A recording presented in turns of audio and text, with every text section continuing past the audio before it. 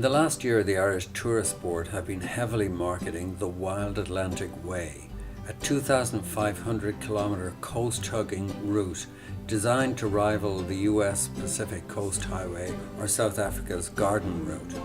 Over 3,800 road signs were erected to mark the route, and lots of supporting maps and other materials. So we did it in numerous bites, and this is an attempt to put those bites together. The Drumbeg Stone Circle is part of a 24-kilometre triangle of stone circles and follows a seasonal chart of the sun and moon movements. Its design is traceable to the Babylonian water clock, in which the sun crosses its own diameter 720 times from sunrise to sunrise. This trip was intended to fill some gaps from earlier trips, capturing the Mizen Head and the Beara Peninsula.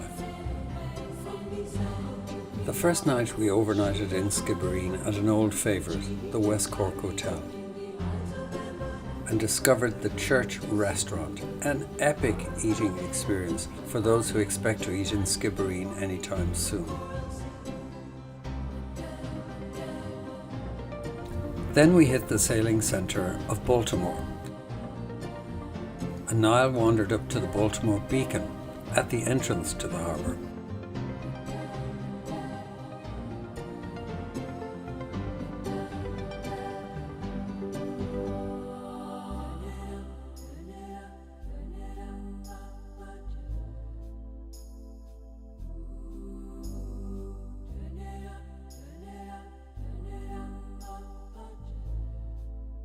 And finally reached our main objective, the Mizen Head. Because a main transatlantic sea route passes nearby, Mizen Head was for many seafarers the last or the first sight of Europe. But we pushed on through Bantry and Glengariff until one more time we hit Kenmare for the night. This time we overnighted at the Hawthorne B&B, which just happened to be 40 yards from Florrie Batt's bar, where we taught Florrie to make sidecars. And then what an Epicurean delight awaited us at the Muse restaurant, which just happened to be right next door to our B&B. Then we headed out along the north side of the Beara Peninsula, and passing a varied collection of everything from manicured gardens and shaped hedges to almost dirt roads.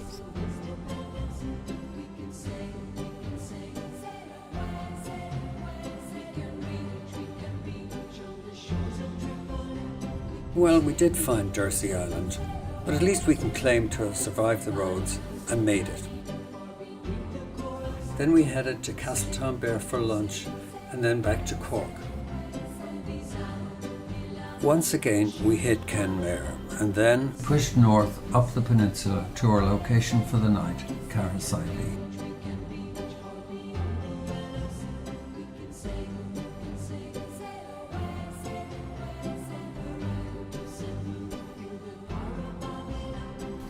At Carasaibi we checked into our quixotic guest house and then proceeded to fit in a quick visit to two local forts.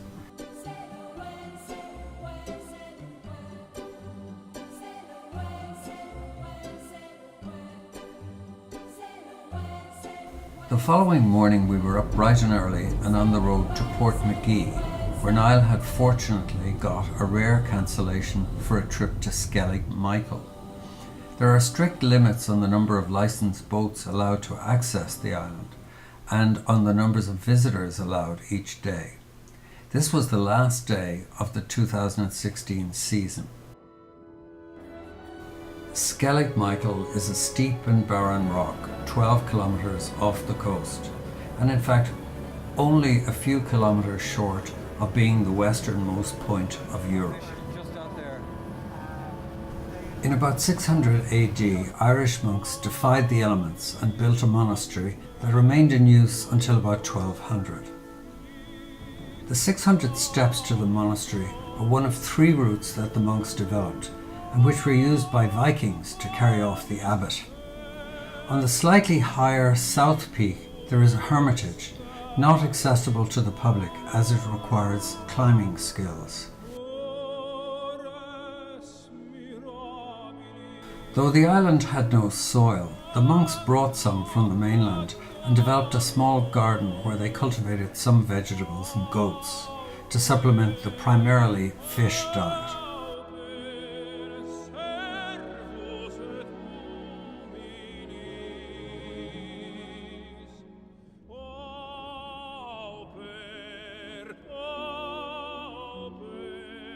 I'm wearing boots at the same time.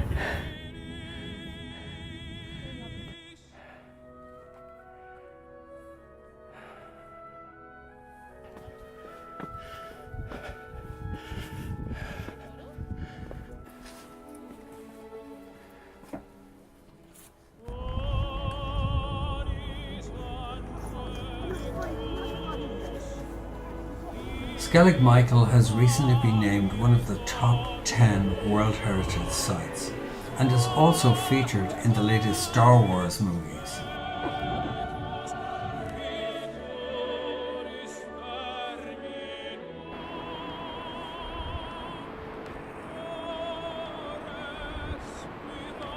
But all too soon, it was back to the mainland.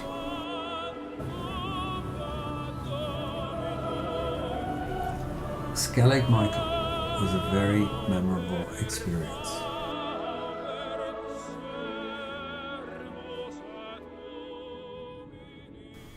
Later that day, Margaret and I went up to the Kerry Cliffs near Portmagee and got another vantage on that part of the coast.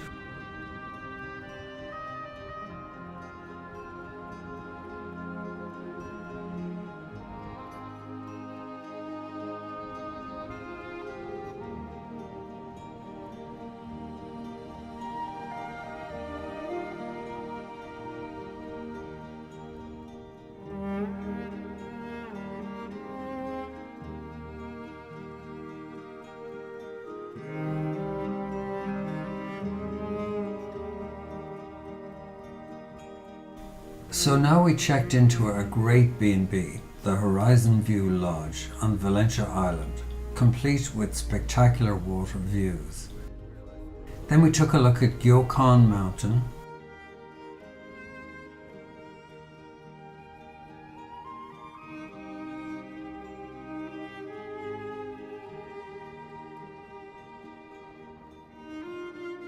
and ended the day with a lovely sunset meal at the moorings in Portmagee.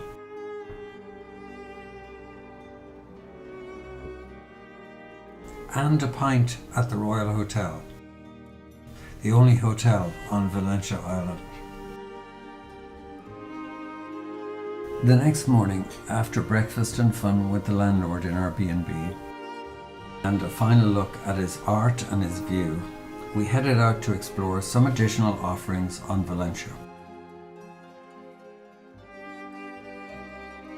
First we walked to the Tetrapod Trackway and saw the 300 million year old, oldest in the world, moulded footprints and tail markings of the lizard-like creature, 1 meter long, which was the first vertebrate to stand on land. At that time, what is now Ireland was below the equator. Then we explored the Valentia Island Lighthouse at Cromwell Point, passing the Glenlom Standing Stone from 2000 BC on the way. Among other things, in the lighthouse we saw the letter of dismissal of Brendan Behan, the noted Irish writer, who apparently was a pain in the neck working in the lighthouses.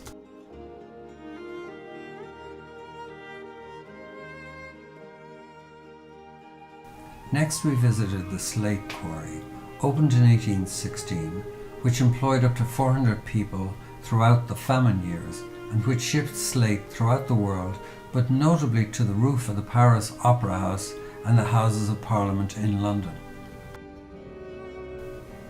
The quarry finally closed in 1913 following a massive rock fall. In 1954, a grotto was erected during the Marian year. Next we visited Knightstown, Valencia's principal town, the site of the 1857 completion of the first Atlantic cable connecting Newfoundland to Ireland.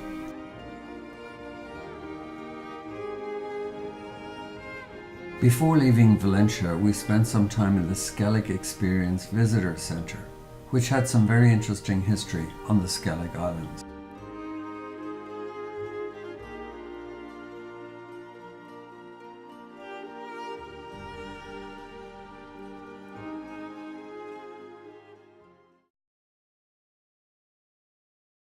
The plan this time was to go to Dingle directly and overnight there, then do a pretty thorough examination of the Dingle Peninsula, including the Blasket Islands.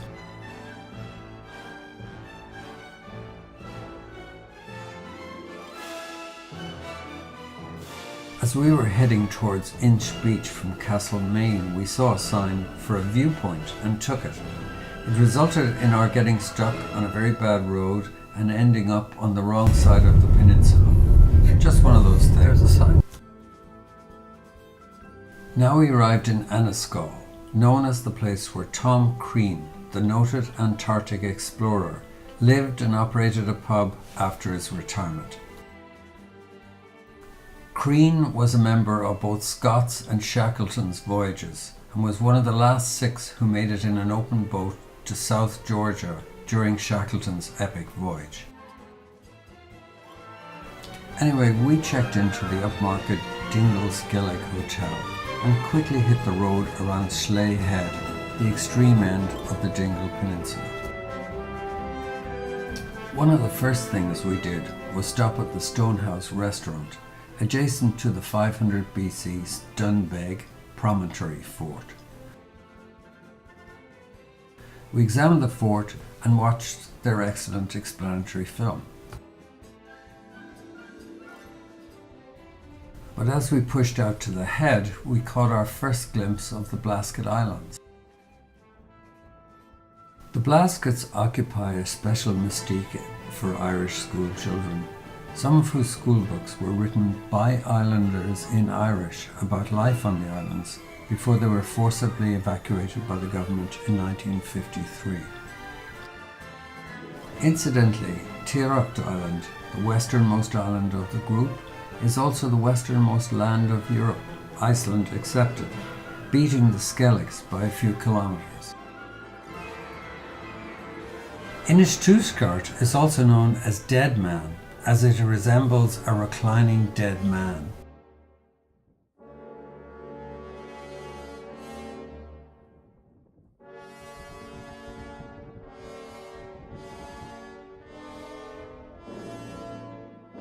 On the return to Dingle, we spotted a group of riders right on the ridge of a mountain.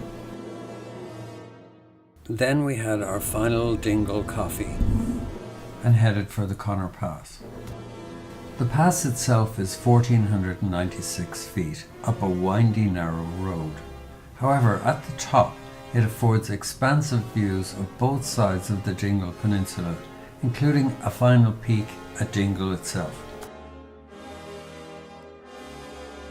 And the downward route certainly presents a few hairy moments.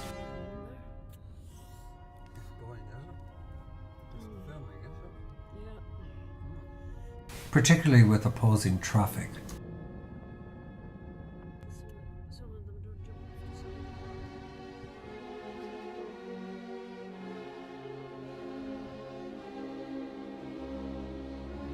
Suddenly we were looking at the uninhabited Mahari Islands in Tralee Bay from Brandon Point.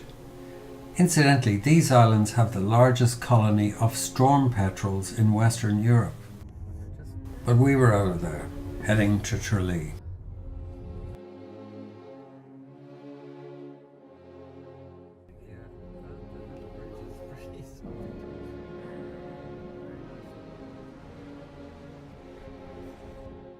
The following day, a hearty breakfast, a quick look at the County Museum and the Rose of Tralee,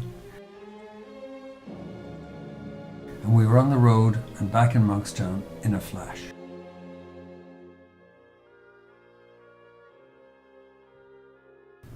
Now we headed north along the coast towards the Shannon, Ireland's largest river.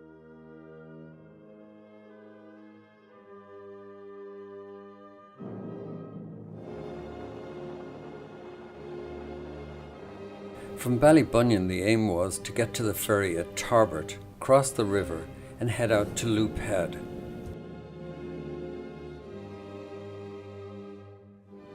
Among the places we saw was Carrigafoyle Castle, which fell to 1,400 British soldiers in 1580. Once across the river, we drove on extremely rural roads out to the headland, and can lay claim to having actually been at the lighthouse. Finally, we arrived at St. Anthony's, our German-run, art-laden bed and breakfast. Doolin isn't much of a place, but it does have Gus O'Connor's public house, since 1832 ground zero for Irish music in the West. So we ate and drank in O'Connor's, and after dinner, it's at exactly this point in the street that I ran into an Encinitas neighbour whom we had previously met at Shannon Airport. On the way to the Cliffs of Moher, we passed Doonagore Castle, built in the 14th century. In 1588, 180 survivors of a Spanish Armada ship, which had foundered on the coast nearby, were hanged in this castle by the High Sheriff of Clare. 4 miles from Doolin, we reached the cliffs, and impressive they are, rising to 702 feet at their highest point. Ironically, much lesser known cliffs on Achill Island and in County Donegal are almost 3 times higher than these. A newly developed visitor centre, excavated into the cliffs, is also very impressive.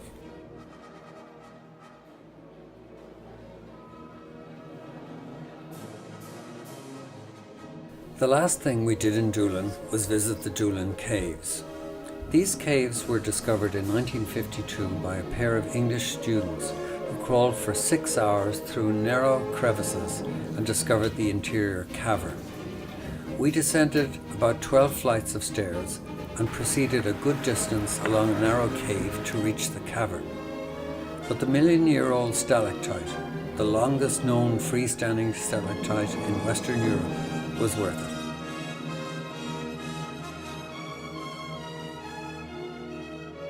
But it was time to hit the last part of our trip by heading to the Burren National Park south of Galway Bay. This so-called karst landscape, formed by the dissolution of soluble rocks, consists of a limestone pavement with criss-crossing cracks called gripes. The area, totaling 250 square kilometres, supports Arctic, Mediterranean and alpine plants side by side. The Burren is rich in archaeological sites, including more than 90 megalithic sites.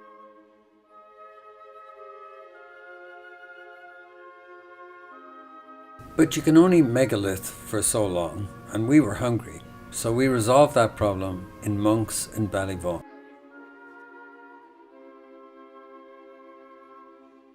The disturbing interaction between us and our grandsons started innocently enough with this photo. Naturally, I responded with this. Look here, Griffin and Ryan, I don't know what is actually going on here, but I can't keep doing this like this. Then I got this. Can you imagine? Ready?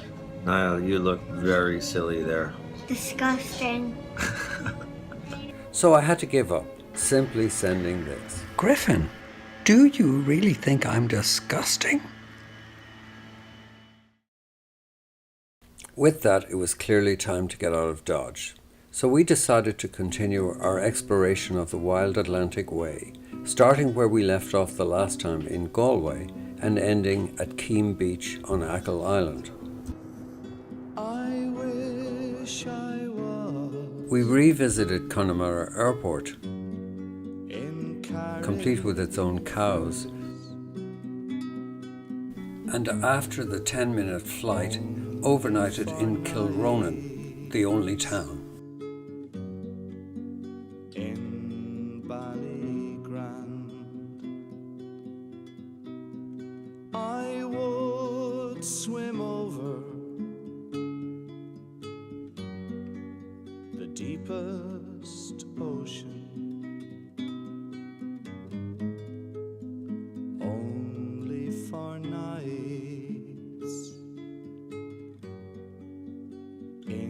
The fort consists of 4 concentric walls extending out to half a mile diameter, and despite extensive research, it is not known who built it. And I cannot swim over,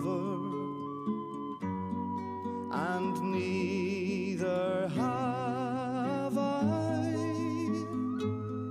the wings to fly. I wish I had.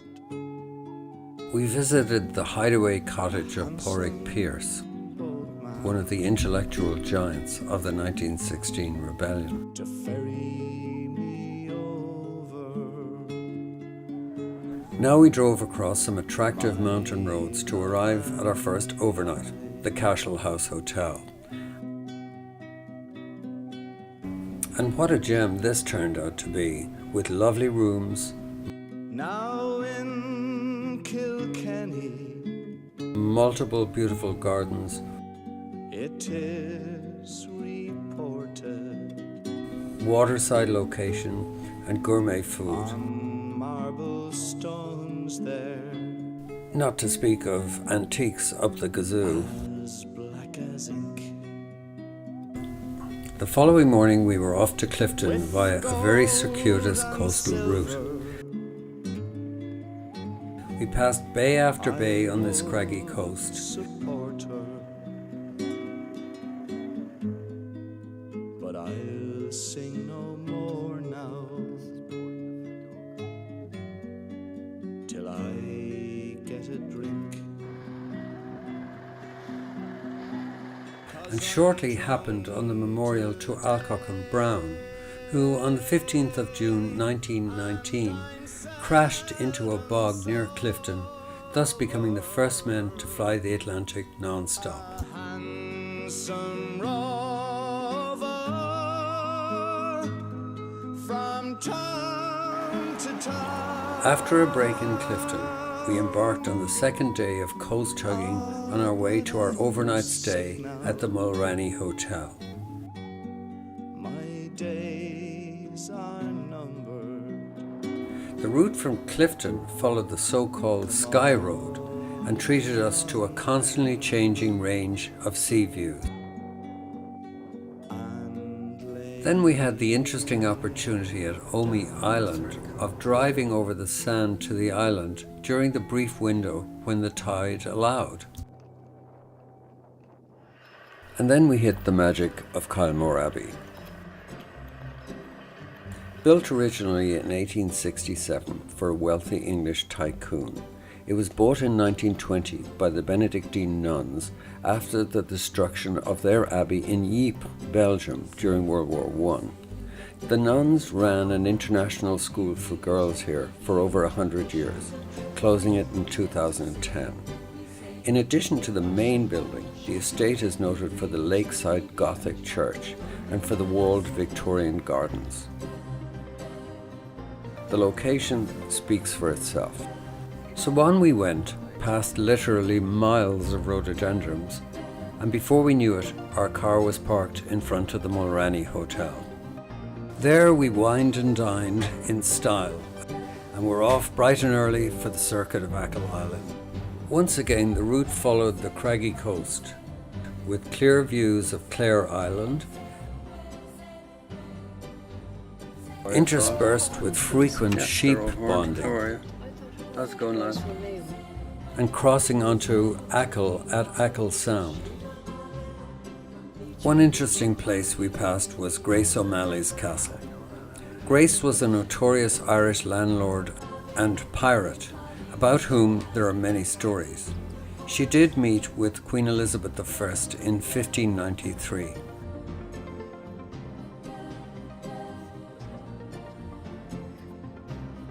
Later I climbed up part of Slieve Moor, meaning Big Mountain, to get to a megalithic tomb thought to be indicative of Neolithic man around 4000 BC. While there, I ran into a group of Texan students engaged in new excavations in the area.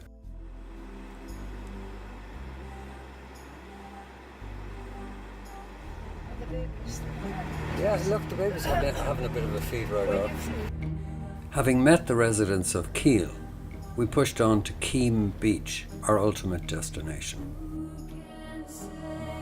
Hi there, old son of a gun. How's it going? Everything okay in your department? But now it was time for the return to the relative sanity of Monkstown.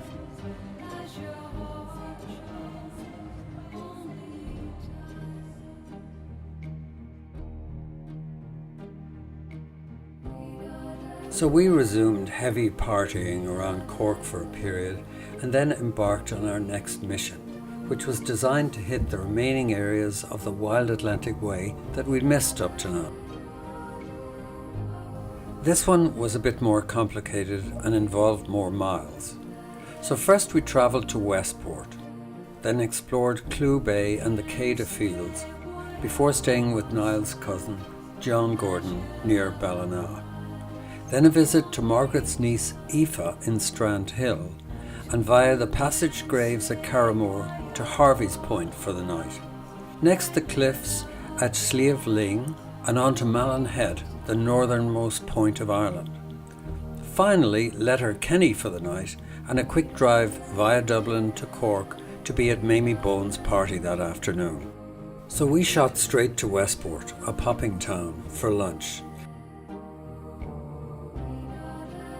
Then did a loop past Achill Island, where we'd been before, out as far as Bangor Erris. Then we checked into our lovely waterside B&B, the Ardmore Country House. Had a lovely meal at Sage and a pint at Matt Malloy's. Then back to the Ardmore for a gorgeous Clew Bay sunset.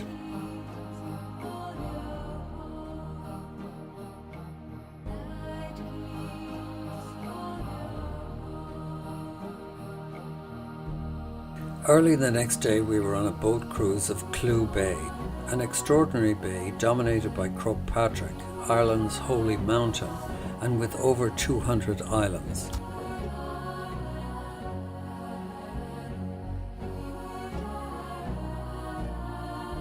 After coming ashore, we had to contend with another of those interminable Irish coffee and cake events. Then we were off to the northern coast of County Mayo to Downpatrick Head, which includes a huge sea stack called Dún Brista, the Broken Fort. It appears the cliff separated in 1390, necessitating the rescue of the inhabitants. The area also includes a huge sea cave extending far inland. 25 Irish rebels fighting with the French drowned in this cave during the 1798 Rising. Then we visited the Cada Fields, the most extensive Neolithic site in the world, discovered in the 30s under a bog and recently accurately dated to 3500 BC. The fields were created by a large community of agricultural people who cleared forests to create arable land. Next, we had a lovely evening at John and Gare's lakeside place near Knockmore.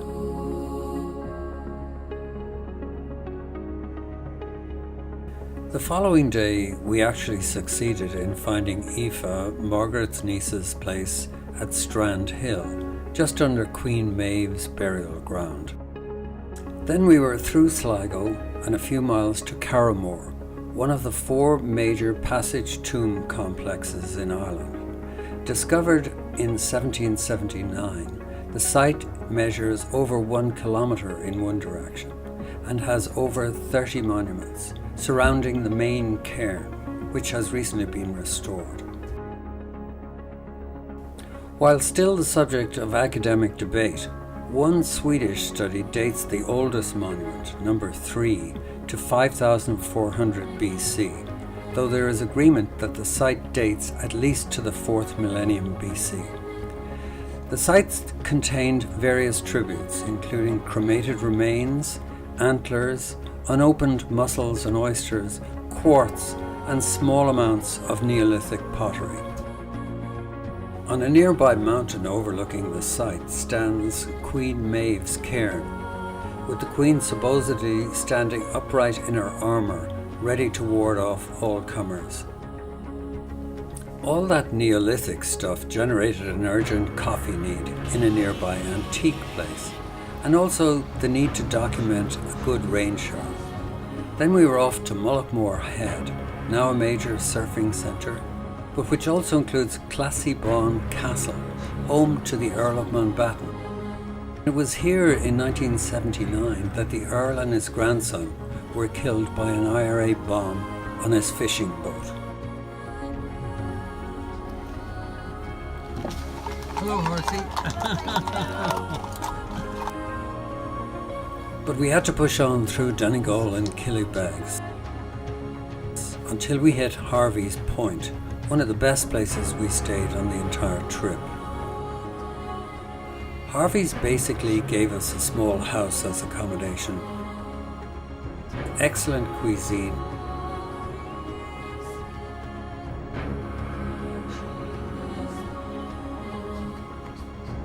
And possibly the best breakfast we had in Ireland.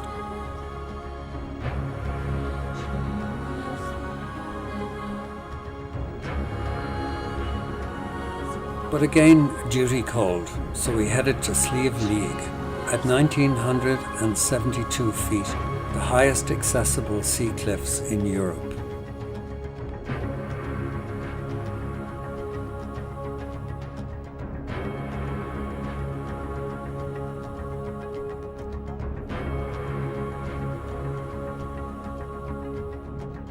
The road to the mountain was quite treacherous, but we were fearless. Then, as the weather deteriorated, we headed cross-country, with the occasional sheep stop, to the ultimate target, Malin Head.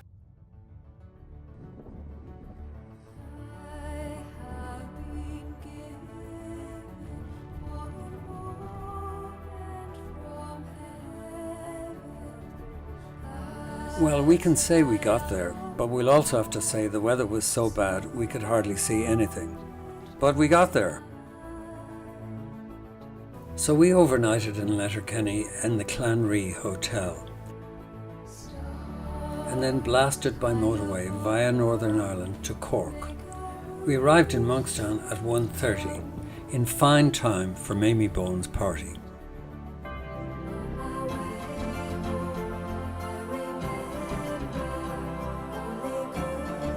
Now we entered the wind-down phase. Of course there was partying.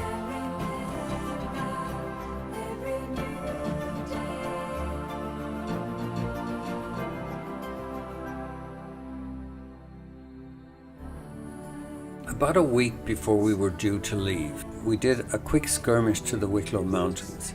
We were aiming for two quick things. First, my cousin Anita's farewell party to her house in Killiney. Second, overnighting at my friend Alan Brennan's place in Enniskerry, where we planned on inspecting his garden and that of nearby Powerscourt House. Alan's garden was quite nice, but Powerscourt's, which has been judged by National Geographic as the third best garden in the world, was even better.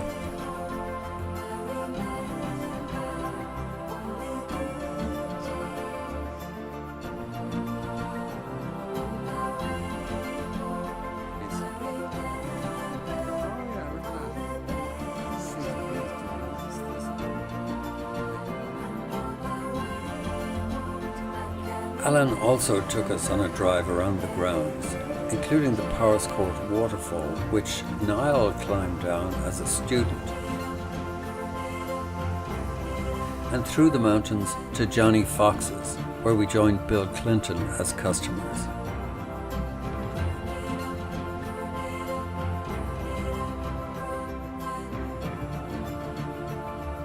On the way home, we dropped off in Fermoy and visited Margaret's alma mater.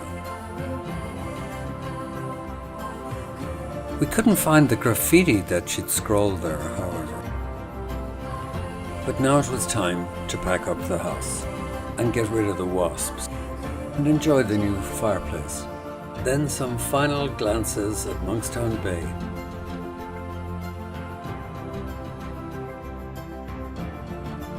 And we were heading to Dublin, pausing at Kerr Castle on the way.